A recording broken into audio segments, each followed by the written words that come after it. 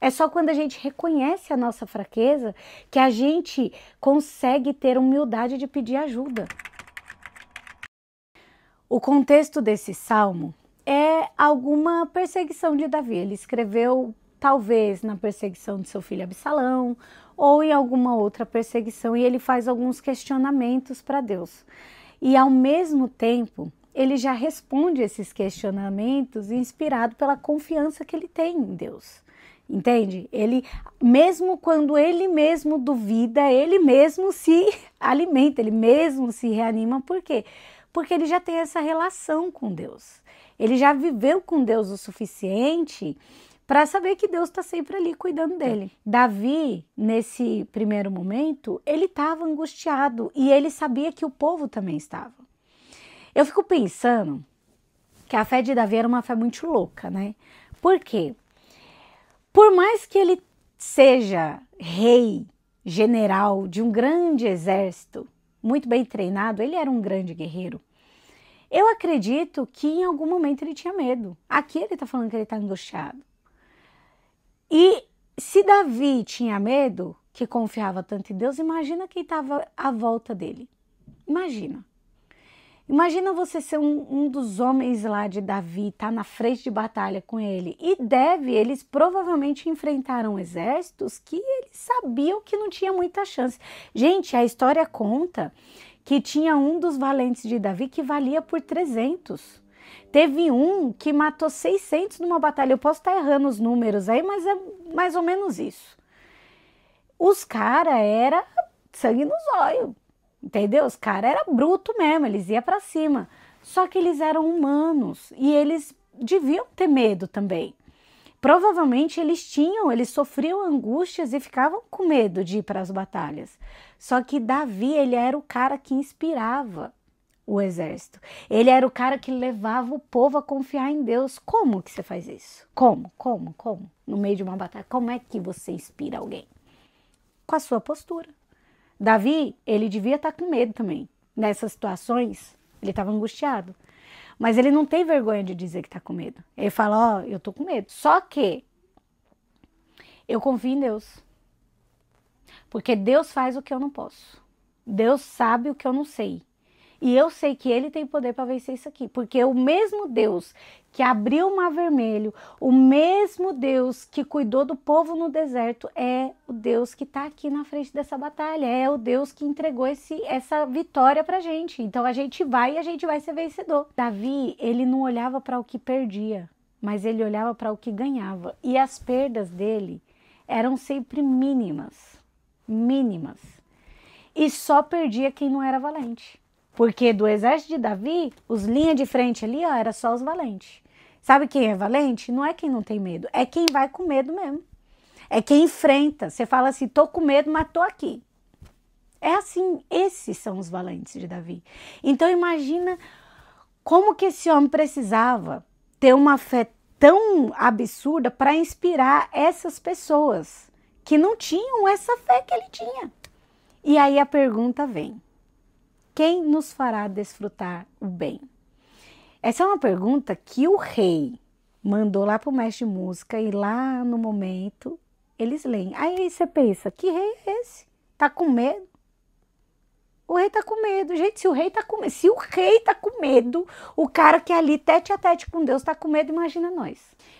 Faze, ó Senhor, resplandecer sobre nós a luz do teu rosto. Como é que resplandece? Tem uma luz aqui, ó, na minha cara, aqui, ó. A luz só resplandece se ela estiver na minha frente, se ela estiver perto de mim. A luz que tá no poste lá fora, ela não resplandece na minha cara. Aquela luz que tá ali atrás não resplandece na minha cara, só resplandece na minha cara o que tá perto. Então faz, Senhor, resplandecer sobre mim a luz do teu rosto, significa vem aqui para pertinho. Fica comigo, meu Deus, eu tô com medo. Eu tenho medo, vem pra cá, ó, fica aqui, que eu sei que se o senhor estiver aqui, ó, as coisas ruins vazam. É isso que a gente precisa se lembrar. No momento difícil de aflição, isso aqui é lido posteriormente. Davi escreveu no momento e depois, aí ele mandou pro mestre de cerimônias lá e ele usa isso nas cerimônias e tal. Só que o momento que ele escreveu isso aqui foi no momento de angústia. Só que Davi, ele não se envergonha dos medos dele. Ele não esconde isso debaixo do tapete. Ele faz questão de mostrar para todo o povo. Isso aqui foi lido pro povo no momento do culto de adoração a Deus. Ele não tem vergonha de mostrar a natureza humana dele. Pelo contrário, ele fazendo isso inspira. Ele traz humanidade para um rei tão poderoso, porque Davi foi poderoso, ele era rei, ele era poderoso. Deus fez ele ser poderoso. Só que ele está mostrando que o poder não é dele, que não é ele o cara. Ele só é quem está disponível para ser usado. Porque eu garanto para você, no meio de uma cidade, do exército, no meio de todo lugar, devia ter gente até mais corajosa. Só que a pessoa não estava disponível. Às vezes, tem gente no meio da gente que é mais preparado para gente, para determinados trabalhos, para determinadas coisas, só que a pessoa não está disponível, ela está ocupada demais com as suas próprias coisas. Além de sermos humildes e reconhecer o nosso tamanho, a gente também precisa ser humilde para reconhecer as nossas fraquezas, porque só quando reconhecemos as nossas fraquezas é que damos espaço para que Deus haja nelas. Lembra que, acho que Paulo fala que Deus se aperfeiçoa na nossa fraqueza? Que Deus se aperfeiçoa na minha fraqueza. Então, aonde eu sei que eu não consigo, é aí que ele age. Então, Davi, ele está apresentando a angústia dele, ele está apresentando a fraqueza dele. Mas quando ele reconhece que ele é fraco nisso aqui, é quando ele fala assim, oh, vem aqui, vem aqui, vem aqui. Chega bem pertinho de mim. Eu não consigo isso aqui. Eu não consigo, me ajuda? Me ajuda nisso aqui? Esse capítulo fala muito sobre humildade. Humildade é força contida, assim como a mansidão. É força contida, é você saber que você até consegue. E é exatamente o que Davi faz lá na fuga de Absalão. Ele sabe que ele consegue vencer o filho dele. Só que ele é humilde para acatar a vontade de Deus. Ele é humilde aqui para pedir para que Deus dê para ele o que ele não tem. Senhor, nesse momento eu tô fraco. Me ajuda para que eu não caia. Sabe? É reconhecer as nossas fraquezas para dar esse espaço para o Espírito Santo trabalhar, para ele nos livrar, para ele nos curar, para ele nos libertar, para ele poder agir em nossa vida. Então, o conselho, o convite de hoje é o seguinte: olha para o que você tem medo, sabe? Olha e lembra, você é valente, porque valente é aquele que vai com medo. Mas aí você fala, Senhor, deixa eu ver o brilho do seu rosto aqui pertinho de mim, chega aqui pertinho, tá vendo isso aqui? Eu não consigo sozinho. Eu preciso estudar isso aqui, eu não tô conseguindo entender, me ajuda.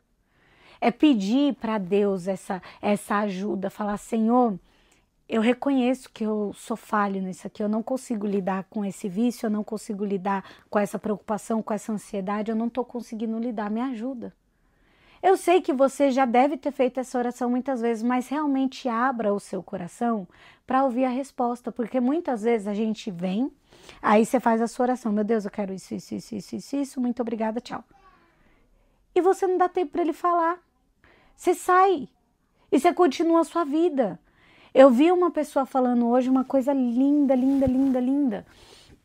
que não é Deus que precisa se adaptar à nossa rotina.